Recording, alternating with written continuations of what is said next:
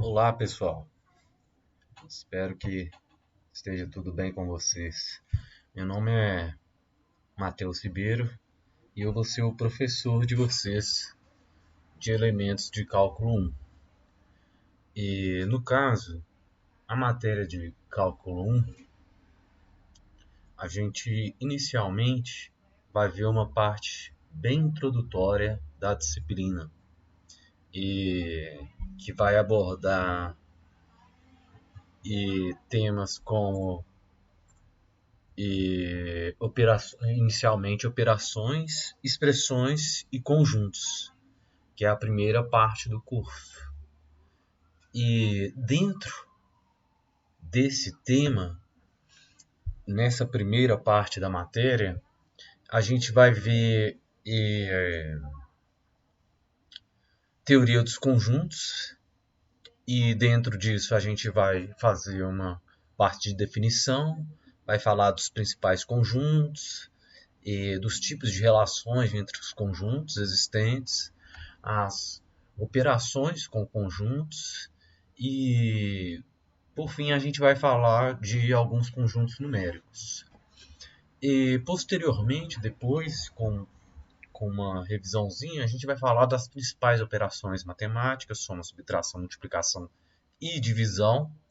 E depois a gente vai falar de potenciação, radiação e logaritmo e exponenciação. E finalmente a gente vai falar um pouco de expressões numéricas e vamos já começar a misturar números e letras e falar um pouco de polinômios e expressões algébricas. Então essa é a nossa primeira parte do curso, a gente vai terminar ela em expressões algébricas, tá bom? E hoje a gente vai abordar até conjuntos numéricos e um pouco de som, e posteriormente a gente vai ver um pouco de operações matemáticas. Mas por enquanto a gente vai ficar só na teoria dos conjuntos. Então, vamos à aula. E essa primeira parte, como eu disse, a gente vai ver um pouco de teoria dos conjuntos, né? A gente está dentro dessa parte da matéria, tá ok? Bom, primeiramente, qual que é a definição de conjunto? E conjunto, no caso, ele é a mesma coisa que um agrupamento, uma classe, uma coleção, um sistema de elementos. Então, ele é um conjunto, é uma reunião, uma classe de elementos, é um agrupamento de elementos, é uma coleção de elementos.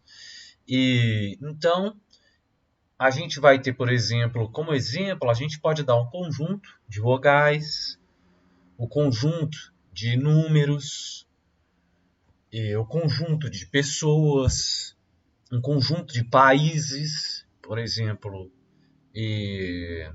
a América do Sul, os países formados, os países da América do Sul, Brasil, Argentina, Uruguai, etc., eles formam um conjunto de países da América do Sul. E o que vem a ser, por exemplo, esse elemento, essa reunião de elementos? Elemento é cada membro do conjunto. Então, dentro aqui do conjunto das vogais, a letra A é um elemento desse conjunto. A letra E é outro elemento desse conjunto. E assim sucessivamente. A gente pode fazer esse mesmo paralelo para os números. A gente pode fazer esse mesmo paralelo para os números. Tá bom?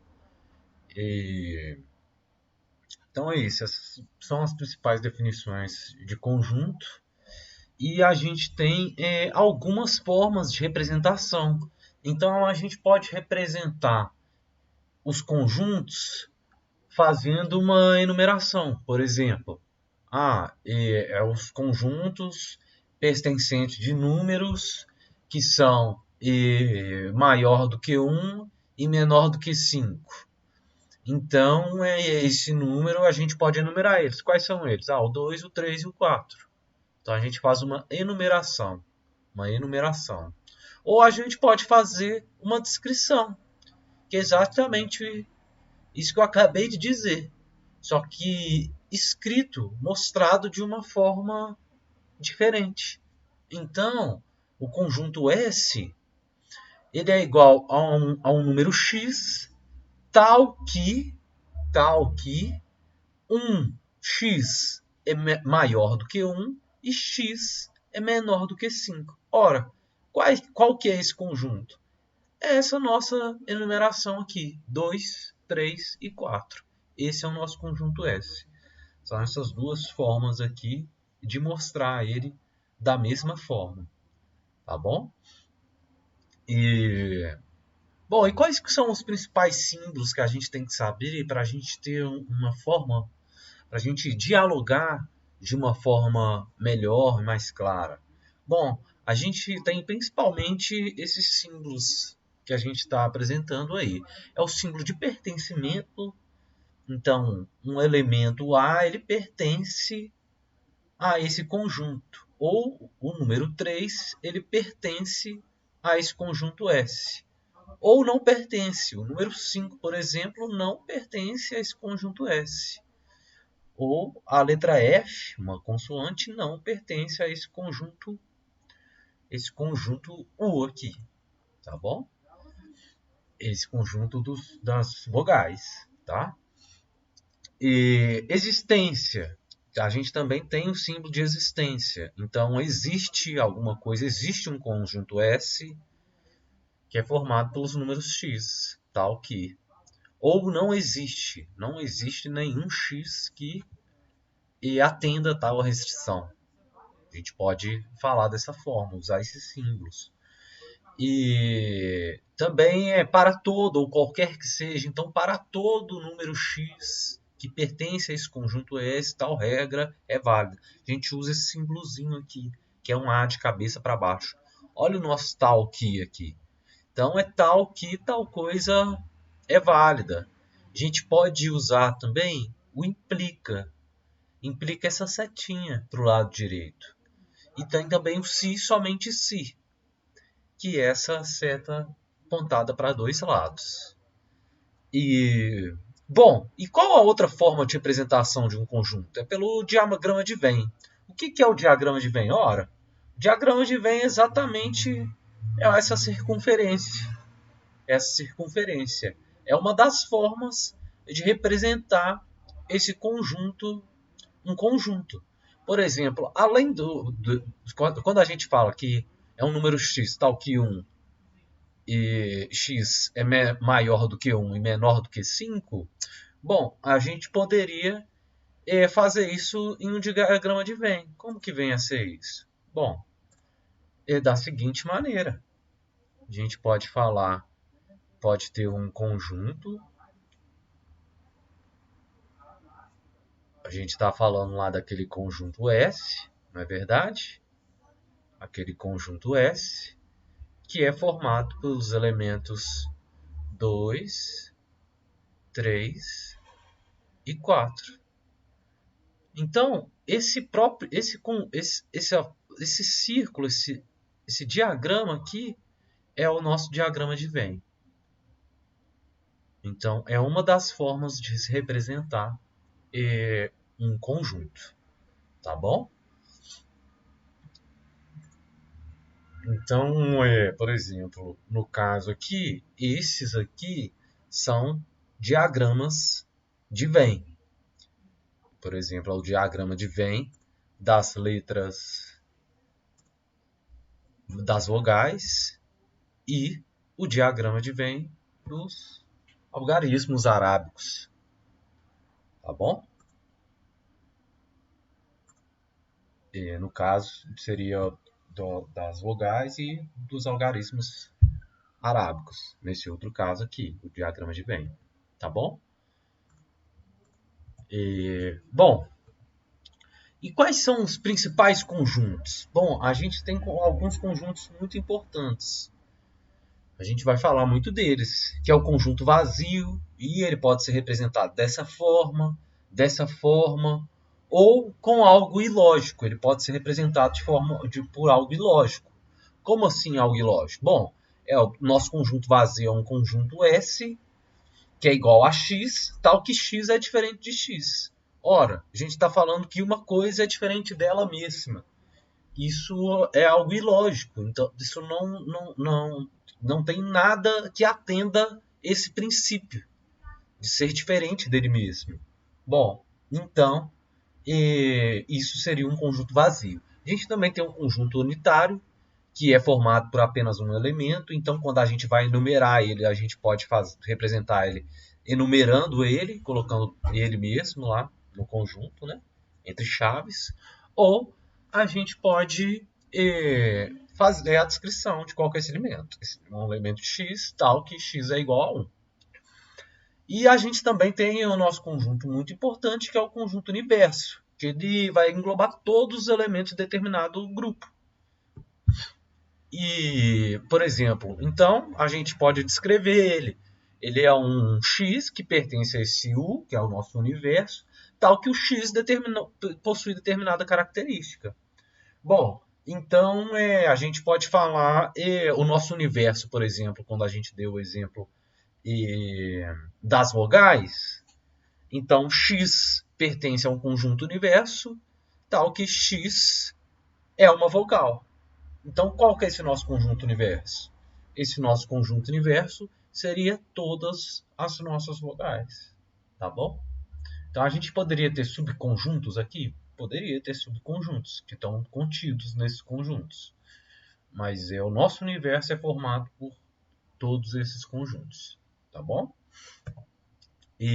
Bom, a gente pode fazer uns exercícios que é tentar fazer de forma descritiva esses conjuntos aqui, tá ok? Então, vamos tentar fazer esses exemplos aí, tá ok? Bom, então no caso, por exemplo, a gente tem a letra A aí, que está pedindo para a gente fazer de forma descritiva o seguinte conjunto. Letra A. Seguinte conjunto. É um conjunto A, tal que A é igual a 0, 2, 3, 4. Opa, não, está errado.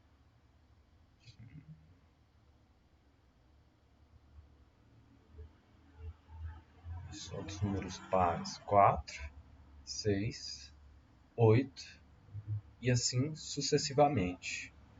E pede para a gente fazer de forma descritiva esse conjunto. Como que a gente poderia escrever de forma descritiva? Bom, a gente pode falar o seguinte, que esse conjunto A é igual a um x que pertence aos números naturais, tal que x é par.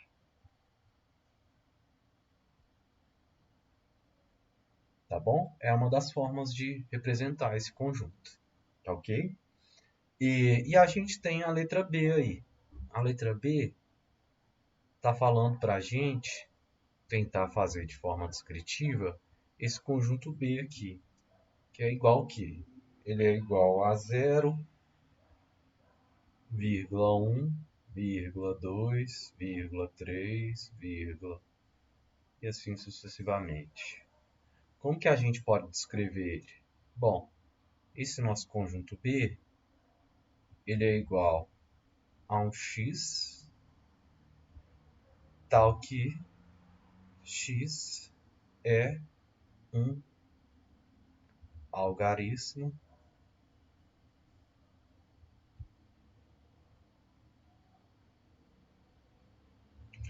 arábico.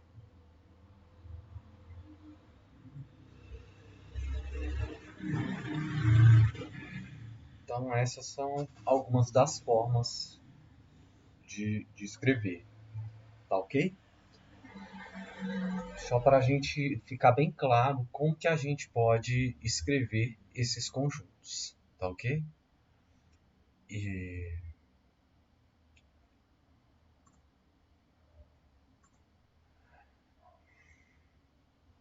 Bom, e tem outras questões aí que a gente colocou que seria essa. Qual seria esse conjunto unitário, né? Qual seria esse conjunto unitário? Então, qual dos dois seria o conjunto unitário? Vamos dar uma olhadinha nesse exemplo.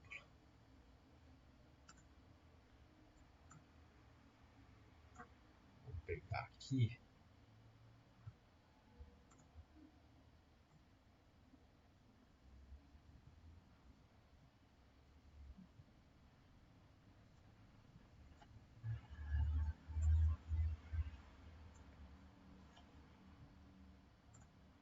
Então, vamos dar uma olhadinha nesse exemplo aqui.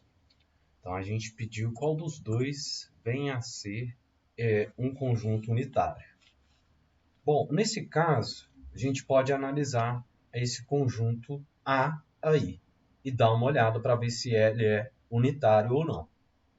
Tá ok? Ou ele é unitário, ou ele é vazio. Vamos dar uma olhada. E no caso, bom, a gente está falando que x,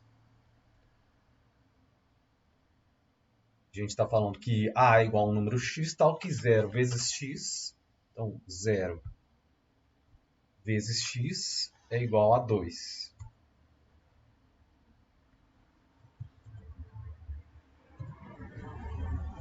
Então 0 vezes x é igual a 2. É isso que está falando ali para a gente. Vamos dar uma olhada. 0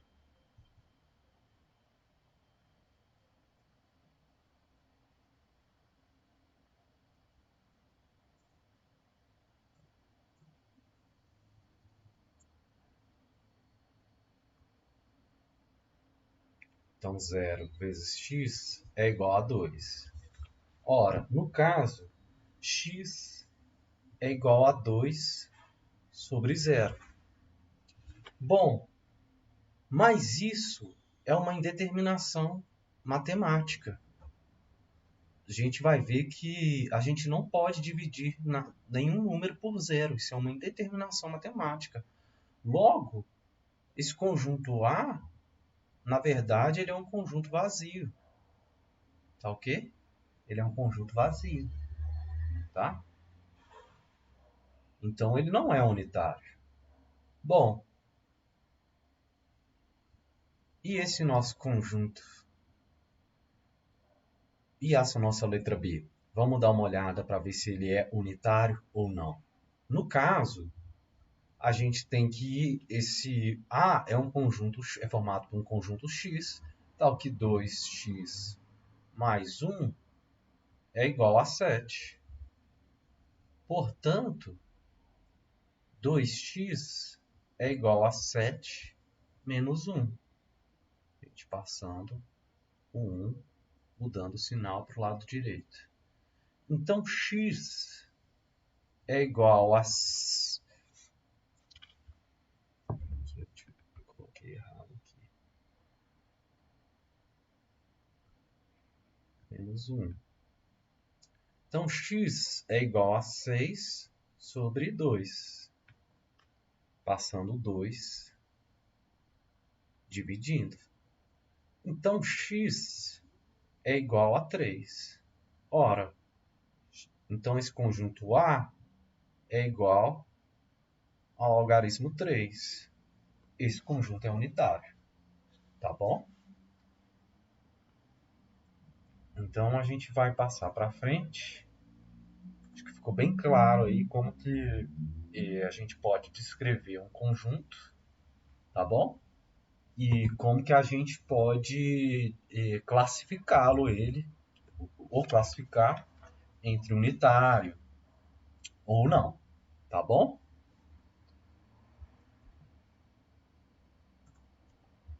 E a gente vai dar uma olhada agora nas principais relações que a gente tem entre os conjuntos, tá bom? E a primeira das relações que a gente vai ver é a de igualdade. Então, dois conjuntos eles vão ser iguais somente se todo elemento de A pertencer a B e vice-versa. Então, a gente está indo para a ideia de igualdade. Para esses dois conjuntos serem iguais, todos os elementos que estão em um têm que estar em outro. Se isso acontecer, eles vão ser iguais. Então, qual que é a ideia? Para todo x, por exemplo, x é igual a b se somente se para todo x, x pertencer a A, implicar que x pertence a B. Se somente se x pertencer a B. Tá bom? Então, um exemplo de igualdade. A gente pode ter esse conjunto A aqui formado pelos números 1, 2, 3 e 5, sucessivamente. Ele vai ser igual a esse conjunto B, que é todo x pertence aos números naturais e x é ímpar. Então, a gente consegue perceber que esses dois conjuntos eles são iguais. Então, aqui, se a gente for 1, 2, 3, 4, 5, 7, 9, 11, vai ser igual a esse outro conjunto aqui. A gente está descrevendo os mesmos conjuntos. E uma nota importante aqui é que na teoria dos conjuntos não importa a ordem e nem a repetição. Então, por exemplo, se a gente tivesse aqui 1, 3, 3, 5, 5, 5, ele ia ser igual a esse conjunto aqui. Não ia importar a repetição. 1, 1, 1, 3, 3, 3, 5, 5, 5. Se a gente tivesse várias repetições desse conjunto, ele ia continuar sendo igual a esse outro conjunto aqui. Tá bom? E a ordem também não importa. Se fosse, na verdade, 5, 3, 1, ele ia continuar sendo igual a esse conjunto. Tá bom? No caso, a ordem também não importaria. A outra relação que a gente tem entre conjuntos, que a gente pode relacioná-los, é a de diferença, a relação de diferença. Então, um conjunto A é diferente de B se existe um elemento de A que pertence a A e não pertence a B. Então, o que a gente tem aqui de uma forma mais clara, mais matematizada? A é diferente de B se e somente se para todo x. X é tal que existe um x que não pertence a B e x pertence a A. Então, se acontecer isso, os conjuntos eles vão ser diferentes. Tá bom? E isso, a outra relação é a de subconjuntos. Então, A é um subconjunto de B se e somente se todo elemento de A pertencer também a B. Então, A vai estar contido em B se e somente se para todo x, x é tal que x pertence a A, implicar que x pertence a B. Tá? Então, A ele vai estar contido em B se isso aqui ocorrer.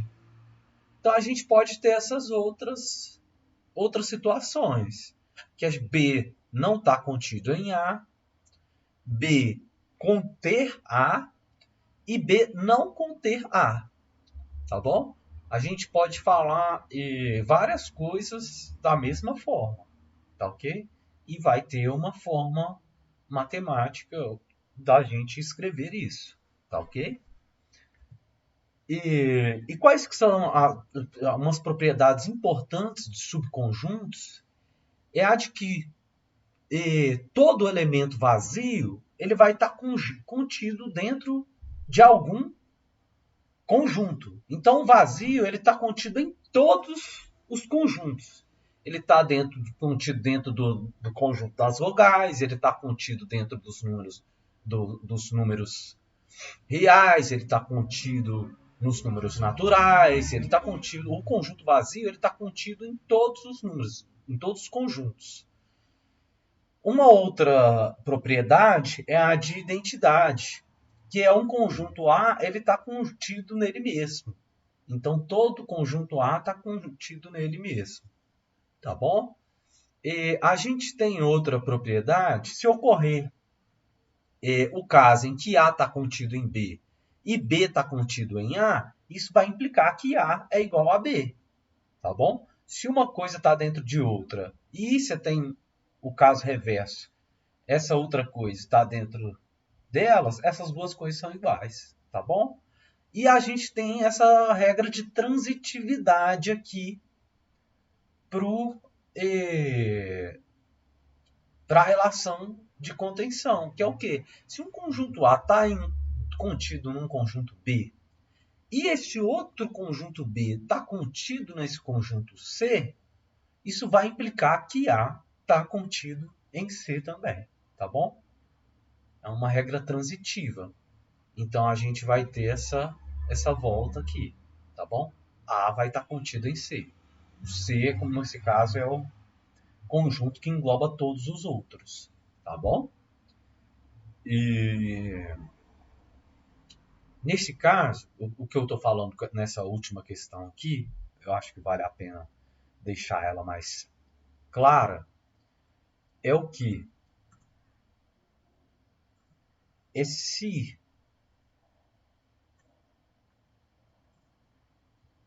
que a gente está falando, no caso. E, por exemplo, se A está contido em B e B está contido em C, isso implica que A está contido em C. Bom, o que é isso? Vamos dar uma olhada pelo diagrama de Venn. A gente está falando que tem um conjunto B,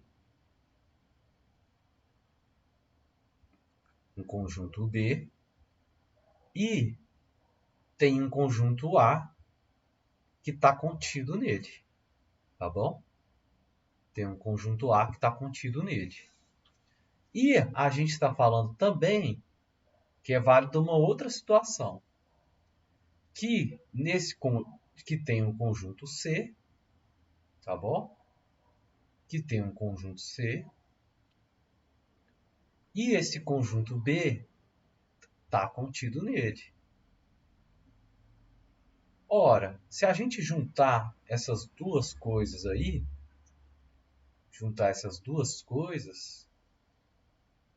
a gente vai ver que o A ele está aqui dentro também.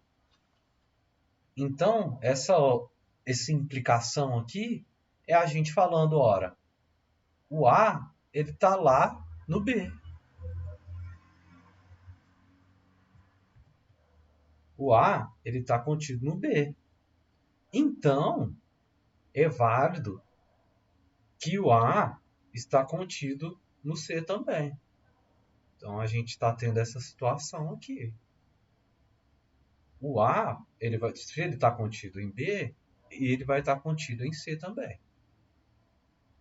Tá bom?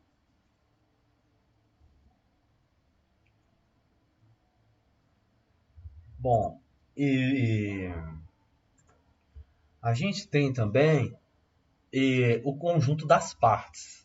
O que é esse conjunto das partes? É formado por... O conjunto das partes é todos os subconjuntos de um conjunto. Então, é exatamente isso aqui. Então, é o conjunto das partes, ele pode ser um subconjunto X, tal que X está contido em A. Tá bom? Então, por exemplo, as partes.